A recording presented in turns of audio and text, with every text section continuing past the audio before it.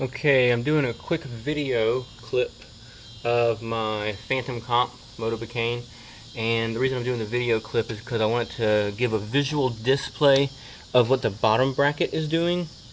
I'll show you up front. As you can see, if you pull it out and push it in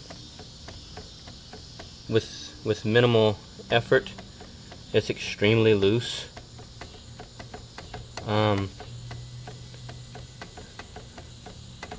And it doesn't matter where the pedal is, obviously, and I'm not sure what the remedy is, but it's very difficult to feel safe while riding like this.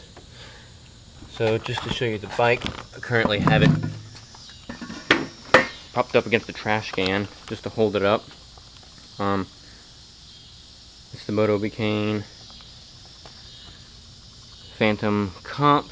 It's in I consider good shape. Oh, the red on the rear right here is just reflective tape, some 3M reflective tape that I had put on. So I just want to give you a visual display because it's easier sometimes to understand what's going on when you can actually see what something's doing as opposed to just hearing. And I'm not pushing very hard at all. Let's see if I can get this to focus.